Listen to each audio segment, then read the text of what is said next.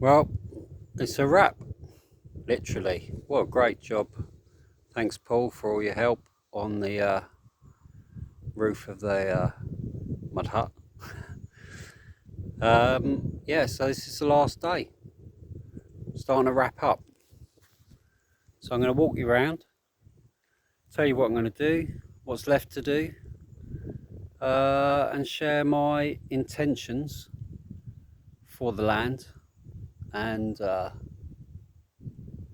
the place to live in and everything else, and the water systems. So I'm going to walk you around now. So overcast today, which actually is quite nice. So where are we? Frames all up, welded and in shape. Every wall's not square and piss, so it's quite hard to do something or work off an edge or anything else like that. So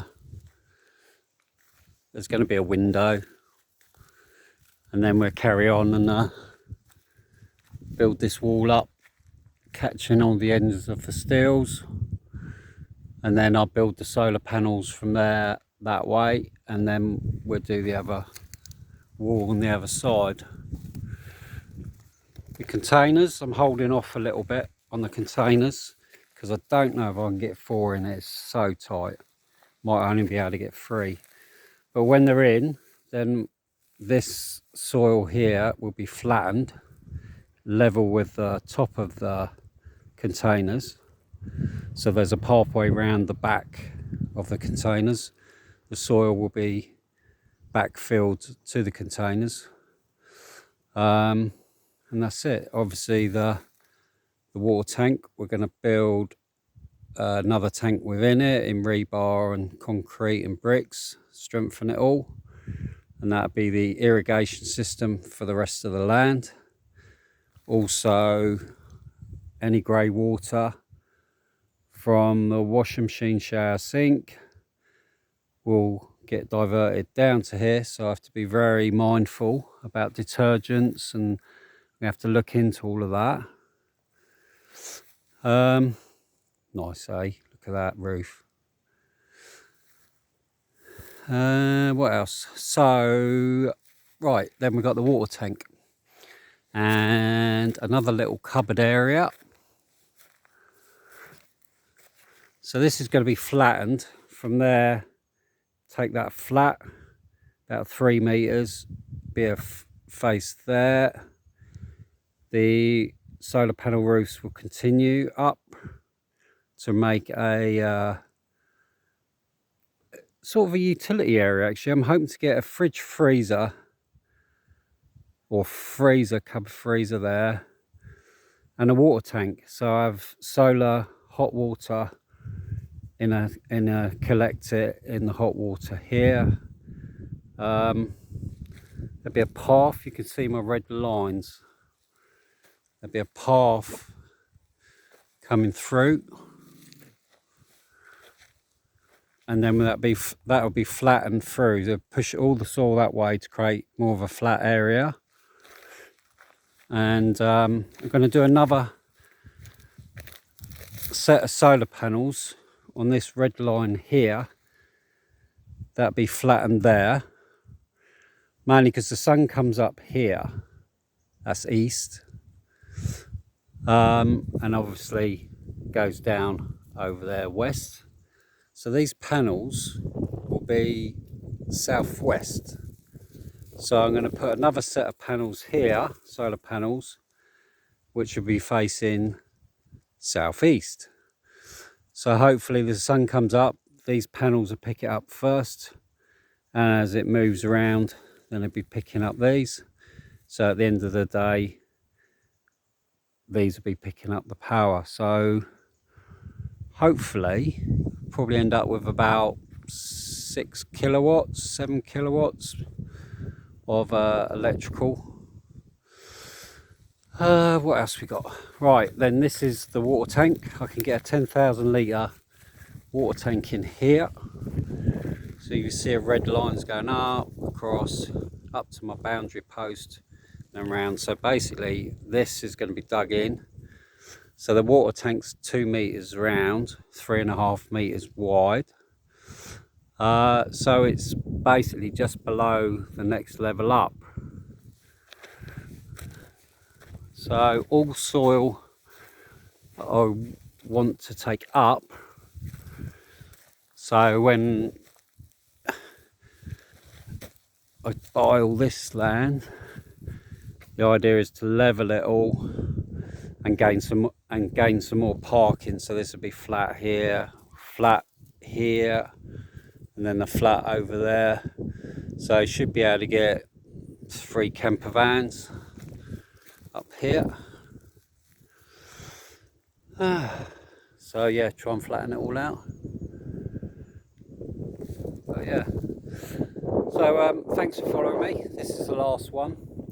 Thanks for your company. It's been tough on my own, but what do you do? The 180-day rule, 90-day rule.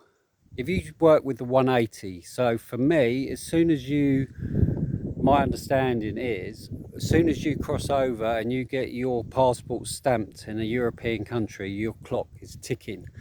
But think 180 days, 180 days from that point, and you can use 90 days in that period.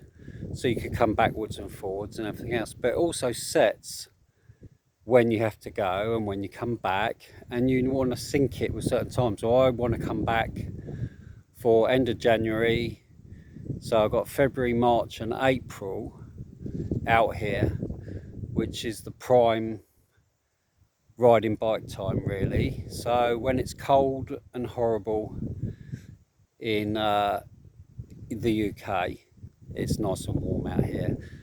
And I don't want to come across I'm anti-British or anything else like that, because I'm a very proud British guy. I've even carried the Union Jack in off-road Olympics, the ISDEs, which was very emotional and very special. I ride in, so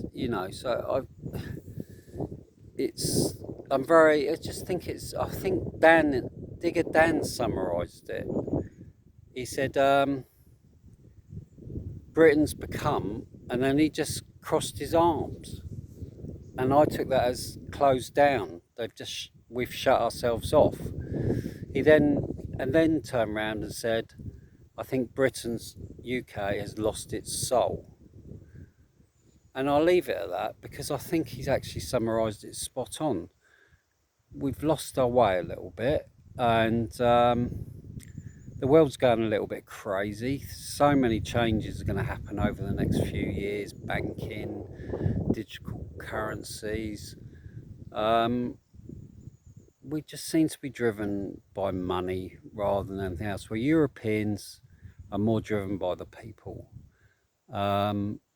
France and Portugal are very similar. They both had their revolutions. The people stood up for themselves and said no, which I think is what the UK need to do, and start standing up for yourself and saying, no, it's not right, the pension system's knackered. Will I have a pension when I get whatever age they decide to move it on to? I don't know, but I can live out here on what I've got. I can be self-sufficient. So if the world goes a little bit crazy, should be able to be fine out here. But for me, it's the climate. I've had a lot of ill health, which turned out to be a failed pancreas. So without your pancreas, you can't digest food. So it doesn't matter what you eat. It took a couple of years to find out. And now, this was a bit of a boot camp for me to come out to see where I am with my fitness, to see where I am with my strength, and I'm really happy with everything. I've made it as hard as I can be. August is definitely the month you don't want to come out to Portugal, or down in the Algarve for sure. I mean, I'm only a short dinghy ride over to Africa. We're talking different temperatures down here, and apparently August is locals' holiday time. It's hot. So yeah, for me it's the climate. My body doesn't hurt in the heat. It does in the cold, damp weather of the UK. My body hurts, you know, now over there, and joints and things like that. I get sore and a bit of arthritis setting in places, but I don't feel it out here. I don't feel it. I don't feel tight, and you know, the body just feels looser and a lot less pain in the heat. So for me, it wasn't a decision about UK or anything else like that. It's climate. Climate for me, you know, the warmth, the dry heat, not moist heat. I think it's the moisture in the air in the UK that just gets to me. So I've made my bed, and it's not a bad one, is it? Really.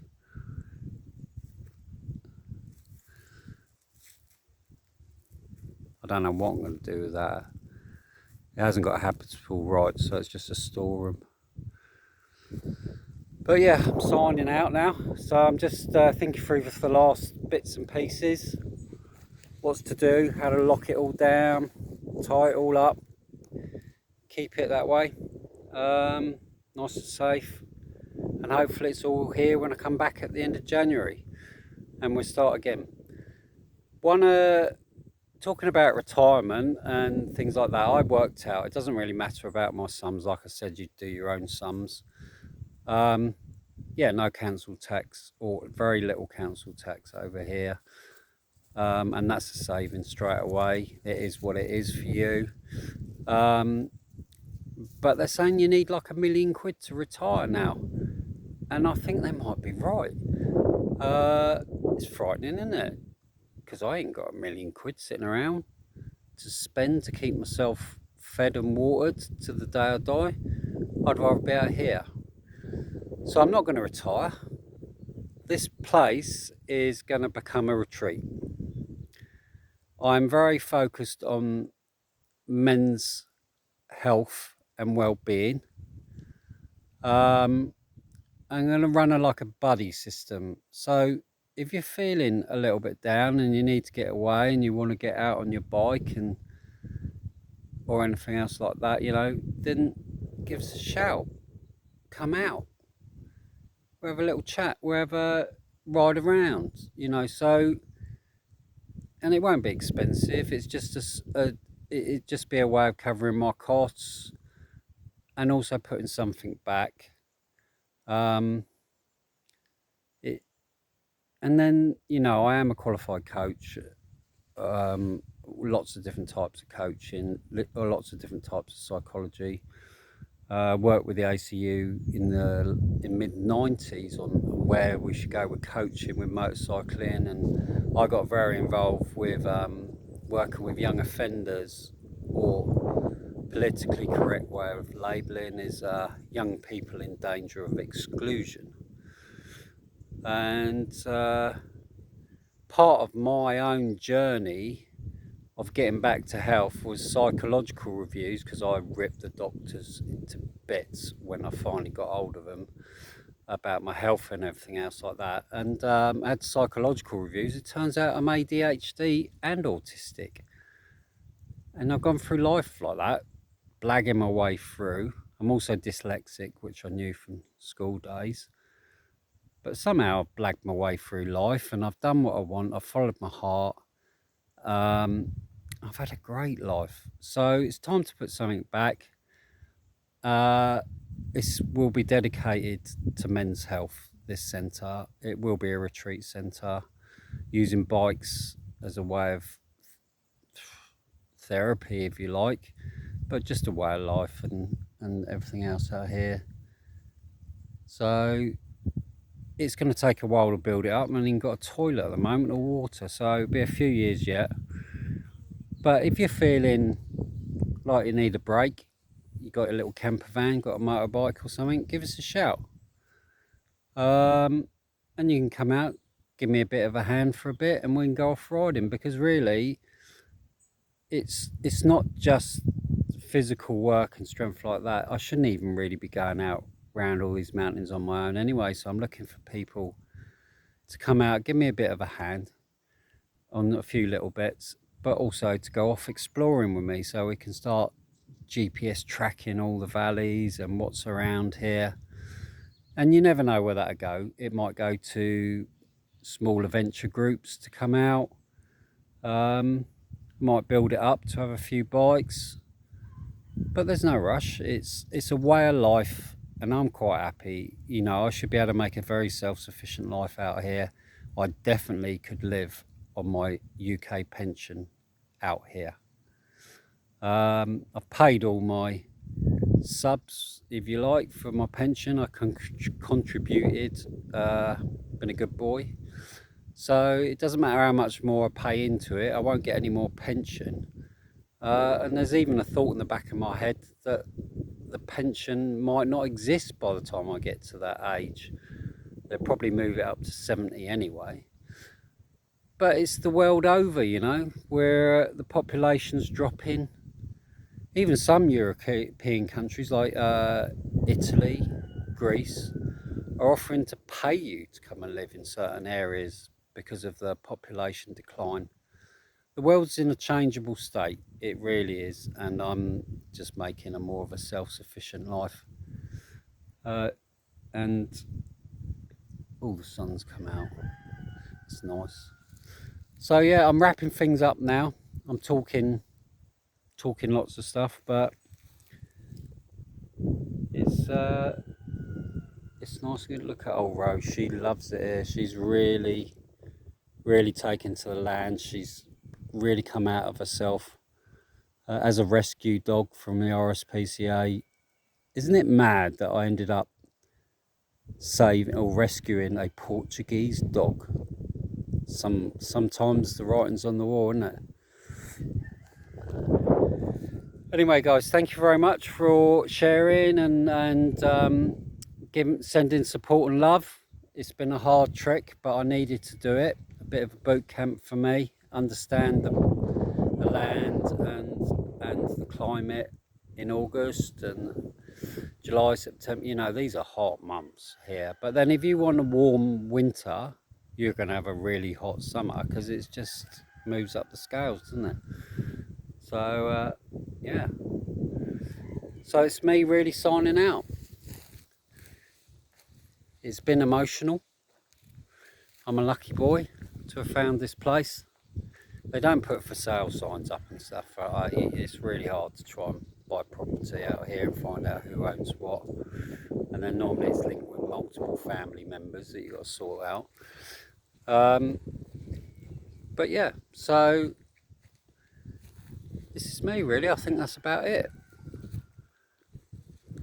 Going back to going up the west coast of Portugal now, pick up a few events to end up at the ISDE, International 6-Day Enduros, which is our off-road Olympics, Spain, which is just above Portugal, and then that's it, back to the UK.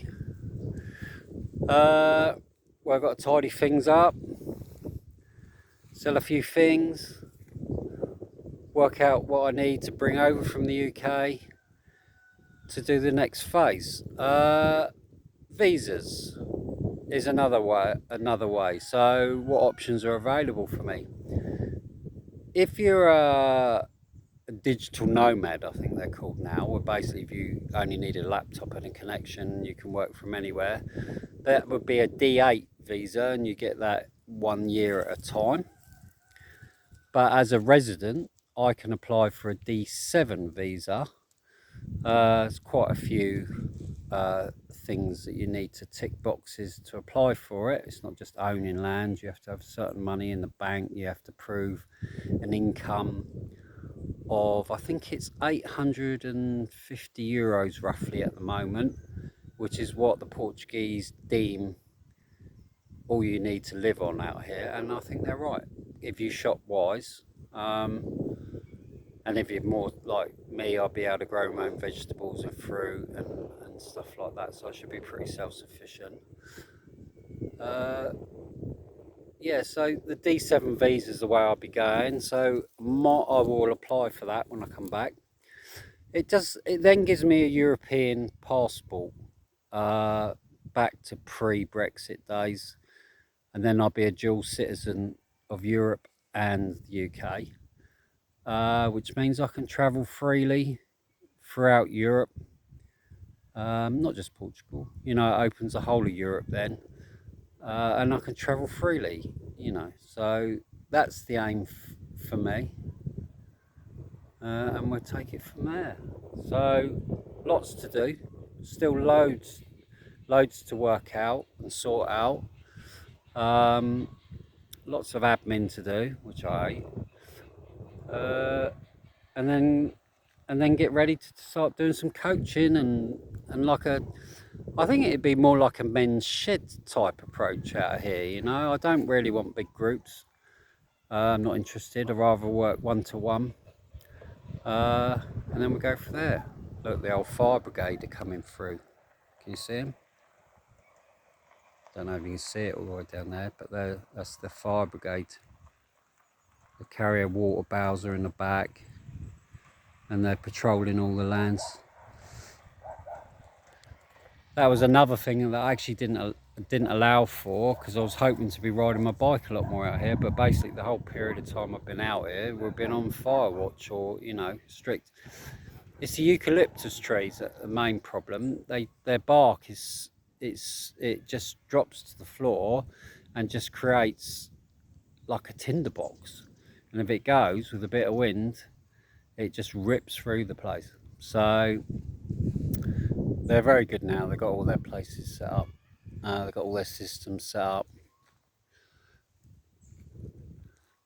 But yeah. So I think that's it. I'm rambling a bit, but I was just sharing some other things. Again, thanks a lot for all your support and help. We'll catch up on the other side, hey? And remember, guys, if you don't give up, you can't be beaten. So keep on going, dig deep, and just have some fun in life, because it's all getting very serious out there, isn't it, nowadays? And I think we're going to see a lot of changes in the next few years. But that's just me, hey? So I'm signing out, and hope to see you soon.